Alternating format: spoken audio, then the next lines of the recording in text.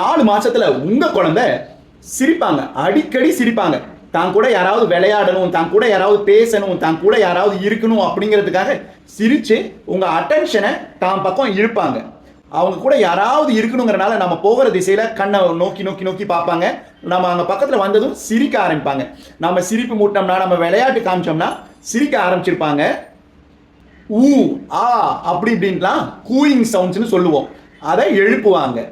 நாம ஏதாவது பேசினா, நாம ஏதாவது விளையாட்டு காமிச்சோம்னா அவங்களுக்கும் அதுக்கு ஏற்ற மாதிரி சத்தத்தை மட்டும் எழுப்புவாங்க. நம்ம கூட இன்ட்ராக்ட் பண்ண ஆரம்பிச்சிருக்கணும். நமக்கு பசின்னு ஒன்று வந்துருச்சுன்னா அதை நமக்கு எடுத்து காட்ட ஆரம்பிச்சிருவாங்க. மிந்தியெல்லாம் வெறும் அழுதுகிட்டு இருந்த குழந்தை இப்போ வாய திறந்து திறந்து காமிப்பாங்க. அதுக்கப்புறம் பாட்டிலையோ அம்மாவையோ பார்த்த பிறகு ஒரு ஸ்மைல் கொடுப்பாங்க. தான் கையில் என்னதான் எழுதியிருக்குன்னு தெரியாது, அதை ஆராய்ச்சி பண்ணியே பல மணி நேரம் இருப்பாங்க. தன்னுடைய கையை வெறிச்சு பார்ப்பாங்க. அதுக்கப்புறம் தன்னுடைய 2 கைகளாலையும் அடிக்கடி வாய்க்கு கொண்டு போய் வச்சுட்டு வாயில தன்னுடைய விரலை போட வைக்க ஆரம்பிச்சிருப்பாங்க.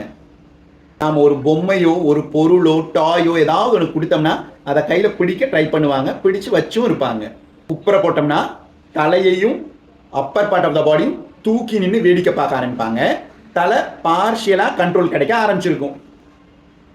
டெவலப்மெண்ட் பற்றி உங்களுக்கு எந்த டவுட் இருந்தாலும் கண்டிப்பாக கேளுங்க.